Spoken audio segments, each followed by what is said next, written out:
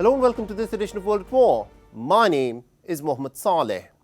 On Friday, the Afghan Ministry of Defense, without providing details, blamed Pakistan for an explosion in Kabul and another in the eastern Afghan province of Paktika a day earlier. The accusation has come amidst plummeting relations between the neighbours and the shifting allegiances in South Asia that it seems has alarmed Islamabad. Interestingly, the explosions coincided with the arrival of the Taliban administration's foreign minister, Amir Khan Muttaqi, on a 6-day trip to India beginning Thursday, the first such trip since the Taliban's return to power in August 2021. Though Pakistan has not acknowledged that it was responsible for the bombings, its top military spokesperson has underlined that Pakistan will continue to do whatever is necessary to safeguard the lives and property of its people. On Friday, the Pakistani military also claimed that its security forces had killed about 30 militants involved in an earlier ambush of the Pakistani military convoy near the Afghan border, in which 9 soldiers and 2 other officers had been killed. Our next report gets you more details.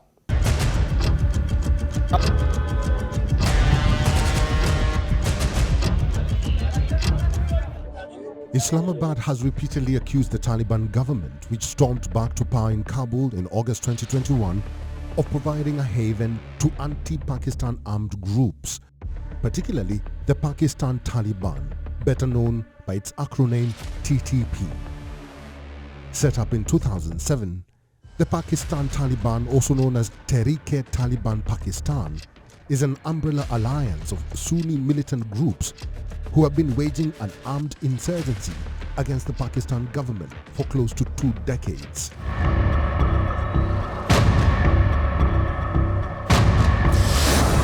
Sharing the same hardline ideology as Afghan Taliban, the Pakistan Taliban is closely allied with it, though it is a separate group. According to the Afghan Ministry of Defense, Pakistan on Thursday violated Afghanistan's airspace, bombed a civilian market in the Marghi area of Paktika near the Durand line, and also violated Kabul's sovereign territory in an unprecedented, violent and heinous act in the history of Afghanistan and Pakistan. Condemning Pakistan for the attacks near its borders and reiterating that there was no damage, the Afghan Taliban Foreign Minister Amir Khan Muttaqi, while speaking to reporters in New Delhi, called the attacks a big mistake.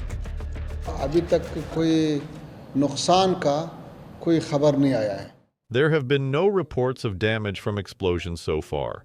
We have not been able to find what caused these explosions. Could it have been the sound of the workers working in the mines, or some other reason? In the border areas, which are our remote areas, there have been some attacks. We condemn it, and we consider it a big mistake of the Pakistani government. Islamabad's unease over the growing proximity between New Delhi and Kabul can be gauged by the Pakistani Defense Minister Khwaja Asif's assertion that despite Pakistan making huge sacrifices for Afghanistan, Kabul has always stood with India. On Friday, Pakistan's military spokesperson, Lieutenant General Ahmed Sharif Chaudhry, in a televised press conference, did not directly answer when questioned if Pakistan was responsible for the attacks in Afghanistan. The military spokesperson, however, quickly asserted that Pakistan will continue to do whatever is necessary to safeguard the lives and property of its people, and questioned the Taliban government's resolve in handling the armed groups. We have a very fair demand that does not allow your country to be a hideout for non-state actors and terrorist groups. Is it wrong to ask? It is absolutely fair, it is correct, it is rational, it is our right. Is it wrong to ask? At the same time, to safeguard the lives and property of the people of Pakistan and to protect the country's territorial integrity, we are doing and will continue to do whatever is necessary. There should be no doubt about this.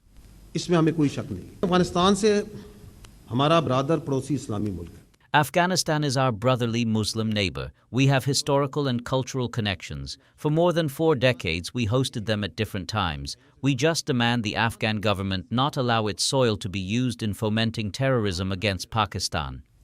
आप अपनी सरजमीन को पाकिस्तान के खिलाफ दहशतगर्दी के लिए इस्तेमाल ना होने दें। On the same day, the Pakistan's military gave itself a pat on the back, claiming that its security forces had killed 30 militants involved in the October 7th ambush on a Pakistani military convoy near the Afghan border, which had killed 9 soldiers and 2 officers. The militant group Tehreek-e-Taliban Pakistan, whose stated aim is to impose its interpretation of Sharia or Islamic law in Pakistan, had claimed responsibility for the October 7th attack in the Orakzai district. Early in the week, on Tuesday, at least 7 people were injured when a powerful blast tore through the Jafar Express, derailing 4 of its coaches near Sultan Court railway station in Sindh. According to Pakistan police, about 5 pounds of explosives were used, which were detonated on the tracks as a Quetta-bound train travelled from Peshawar. By Tuesday evening, the Baloch Republican Guards, an armed separatist group, had claimed responsibility for the bombing. Jafar Express, which runs for 1,000 miles between Peshawar in Pakistan's northwest and Quetta in its troubled southwest, has been bombed, hijacked, shot at and derailed at least 7 times this year, thus bestowing upon it the ignominy of being a key target of militant violence. Pakistan has witnessed an escalation in violence, especially in Khyber Pakhtunkhwa and Balochistan provinces, since the withdrawal of US-led troops from neighboring Afghanistan in 2021 and the return of the Taliban government. With India's technical mission in Kabul now being upgraded to the status of Embassy of India, it seems alarm bells are echoing in the power corridors of Pakistan, threatening to turn its creation, Taliban, once a strategic asset, into an adversary.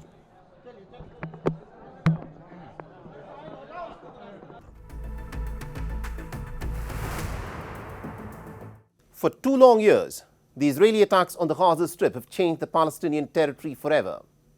The carnage wreaked upon the tiny strip of the Palestinian land has been compared to the devastation that cities such as Dresden had been subjected to due to the relentless Allied bombing during the Second World War. But because the Gaza Strip is such a tiny piece of land with such high population density, the impact of the relentless Israeli bombing has been far worse.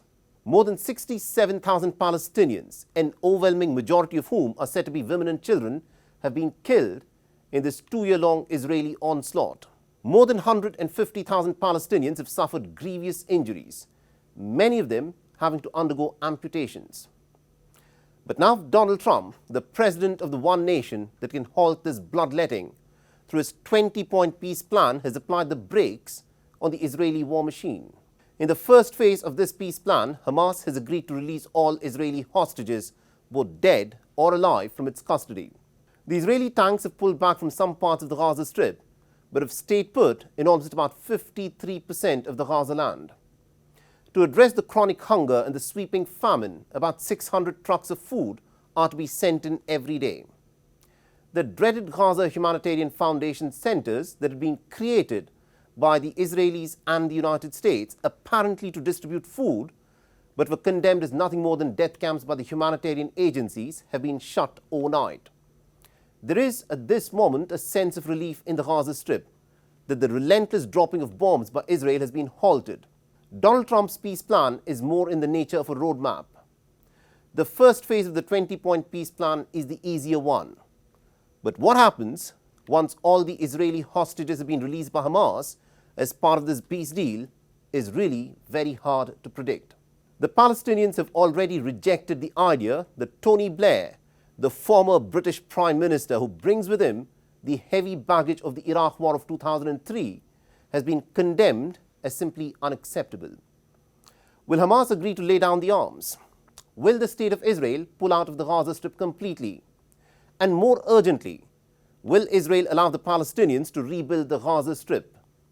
because the Israeli bombing has calculatedly destroyed all civilian infrastructure that makes life possible. Now, Donald Trump's peace plan has a number of interesting ideas, but it lacks any roadmap for the establishment of an independent, sovereign Palestinian state. And so long as the Israeli occupation continues, the seeds of resistance and conflict will continue to remain. Our next report gets you more.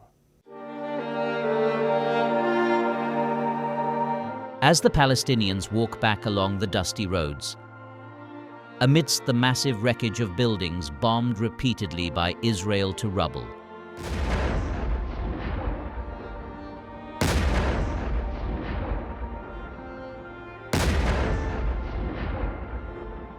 there is shock and sadness.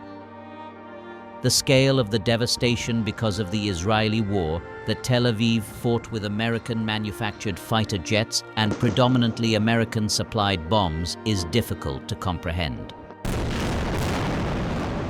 Displaced multiple times by Israel, the Palestinians are trying to make a long trek back home. The young and the old Palestinians are leaving behind their makeshift tent encampments, but many are finding that their homes have been bombed and reduced to ruins, and oftentimes their entire neighborhoods have been completely leveled out by Israel. The Palestinians' families are searching the rubble for anything that can remind them of their old lives. The Gaza they knew is gone, and no one seems to know what the Gaza of the future will be.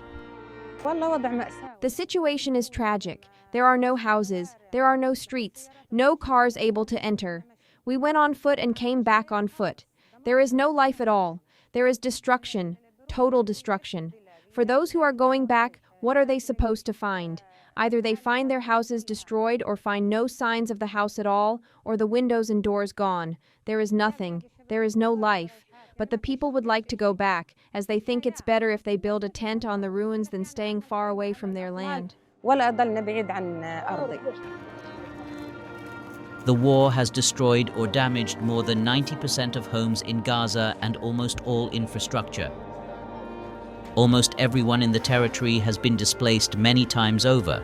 Malnutrition is rife across all of Gaza.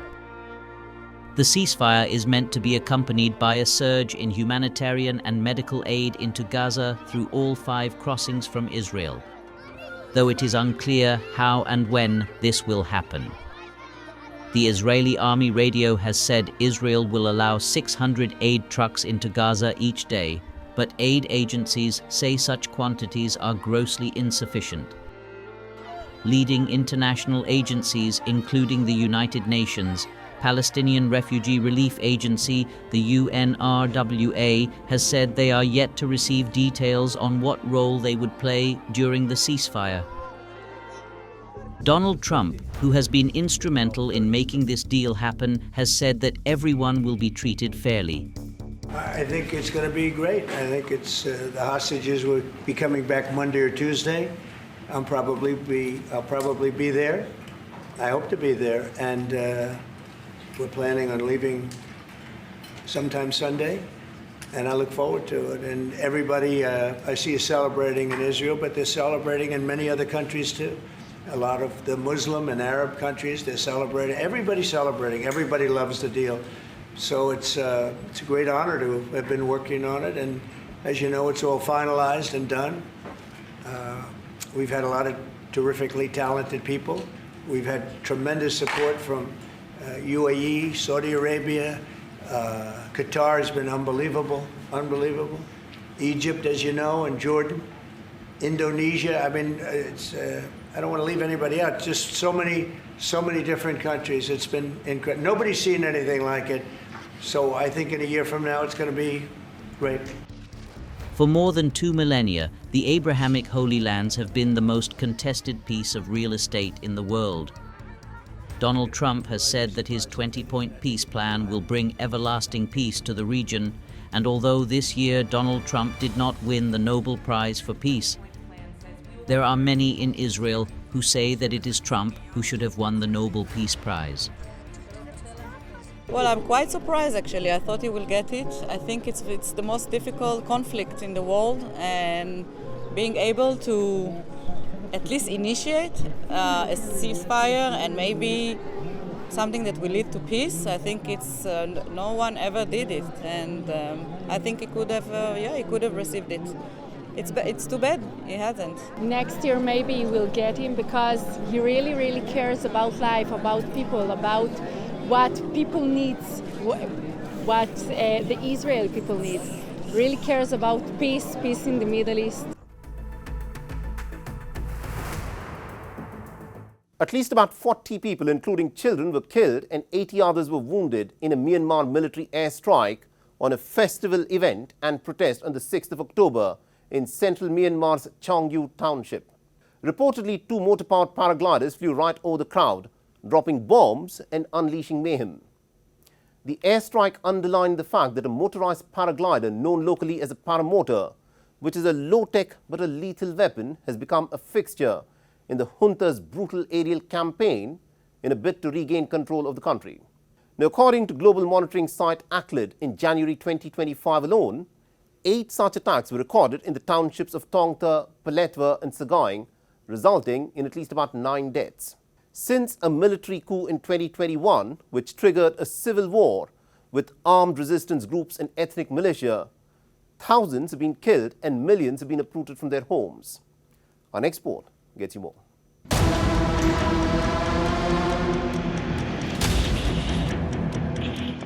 The Southeast Asian nation of Myanmar has been locked in a civil war. Ever since the military junta deposed the democratically elected civilian government of Nobel laureate Aung San Suu Kyi in a coup d'etat in February 2021. The Myanmar military, once considered the most powerful army in Southeast Asia, has been fighting on multiple fronts against an armed resistance movement.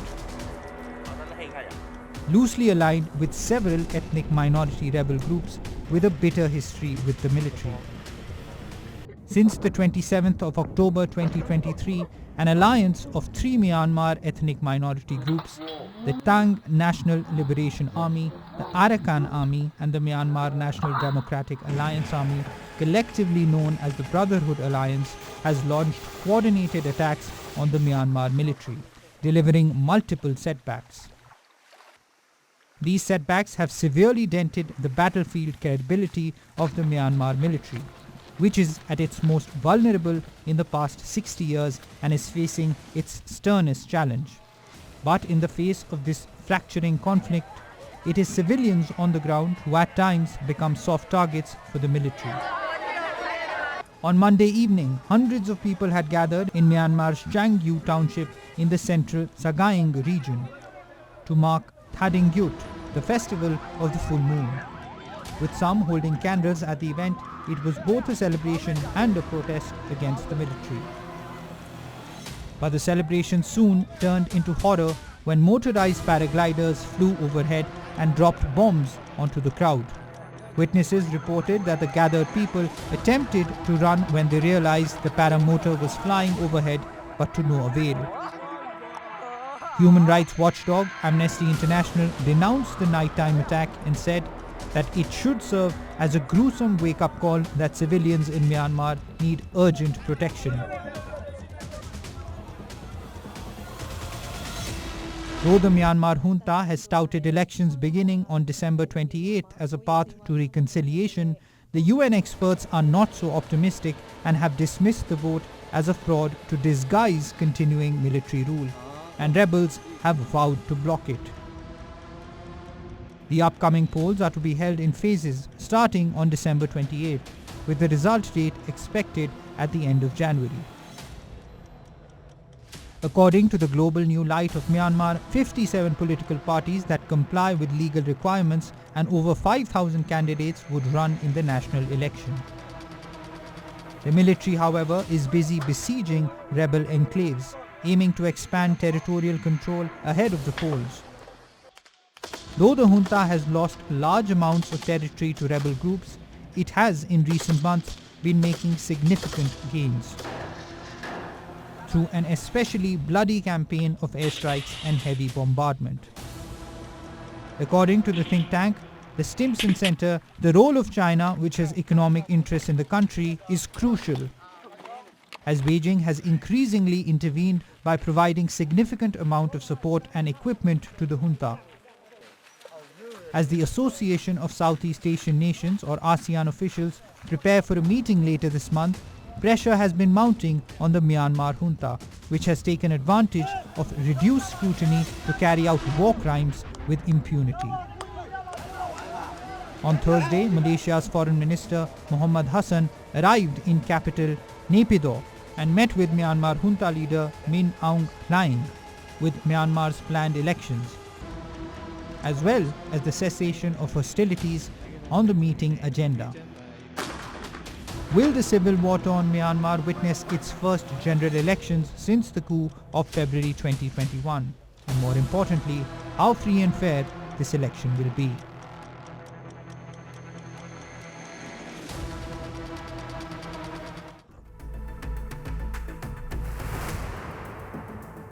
The capital of North Darfur, El Fasher, is Sudanese army's last remaining foothold in the Darfur region, which has been under siege by the powerful rapid support forces for more than 17 months now. Hundreds of thousands of people are trapped in the besieged city and they're facing starvation. On Tuesday night, at least about 13 people were killed and 16 others were wounded in heavy shelling by the powerful paramilitary rapid support forces on one of the last remaining hospitals in El Fasher. Now, the attack was described as a war crime by a group of Sudanese medics. On Saturday, the carnage continued with at least about 60 people being killed in a drone strike on a shelter housing the displaced civilians in El Fasher. And according to the United Nations estimates, since the fighting for El Fasher began in May 2024, almost about 500,000 people have fled from the besieged city, but as many as about 270,000 still remain. Now, experts are of the opinion that the city of El Fasher could soon fall unless the Sudanese army also receives immediate reinforcements, which will result in the rapid support forces gaining full territorial dominance over the region. Our next report gets you more details.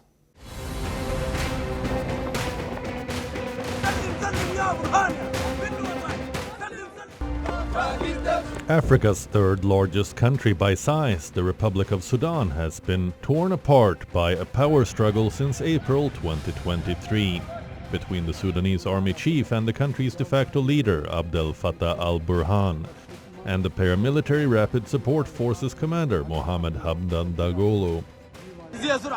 The Sudan civil war, now in its third year, has killed tens of thousands of people, uprooted more than 12 million from their homes, and precipitated what the United Nations describes as the world's largest humanitarian crisis. Terrorizing civilians could amount to war crimes and crimes against humanity. With widening pockets of famine across the country, including in El Fasher, the capital of North Darfur, the country has effectively been divided in two, with the Sudanese army holding sway at the center, east and north, whereas the paramilitary rapid support forces are in control of nearly all of Darfur and parts of the south. El Fasher, the largest city in Darfur, has witnessed an escalation in violence in recent months and is in the grips of a catastrophic humanitarian crisis, with tens of thousands still under siege since May last year, facing severe shortages of food, water and medical supplies. Many have been compelled to eat leaves, peanut shells and animal feed in their desperate bid for survival. Those lucky enough to escape the escalating violence in El Fasher, like Al-Rashid Al-Tahir, have harrowing tales to narrate. I lost my older sister, the mother of these children, in Al Fasher as a result of an attack on the city by the Rapid Support Forces, RSF.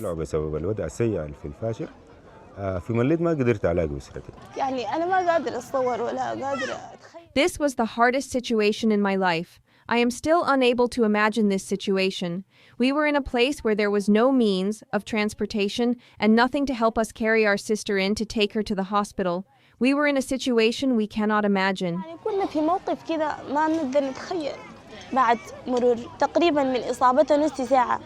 After about half an hour of her injury, a good man appeared. We asked him to carry her after she bled and bled, then we took her to the hospital. And in the hospital there was no medical staff to save her.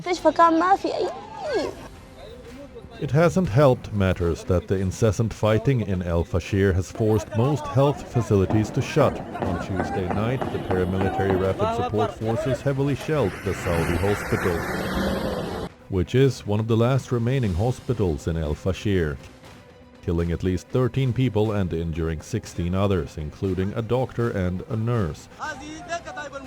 This was the second strike on the Saudi hospital this year, with the first attack coming in January, which had killed 3 children and injured 3 others. Last Thursday, the United Nations High Commissioner for Human Rights, Volker Turk, had said, and I quote, "After over 500 days of unremitting siege by the RSF and incessant fighting, El Fasher is on the precipice of an even greater catastrophe if urgent measures are not taken to loosen the armed vice upon the city and to protect civilians." Unquote. According to the satellite imagery analyzed by Yale University's Humanitarian Research Lab, it has been established that the Rapid Support Forces has finished building a 57-kilometer earthen wall around El Fasher, bolstering their siege and making it even harder for civilians to escape. Many civilians attempting to flee have reported extortion, arbitrary detentions, disappearances, and sexual violence at Rapid Support Forces controlled checkpoints. As the Rapid Support Forces seeks to solidify its hold on North Darfur for a parallel government, the capital city of El Fasher has been transformed into a main front line for the 30th month war. Sudan.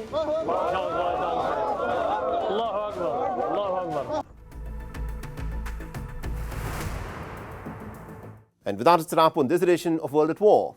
If you want to reach out to me with any comments, feedback or suggestions, please feel free to do so on the ID that you're seeing on your screens. I'm your host, Mohammed Saleh, and I'll see you again next week.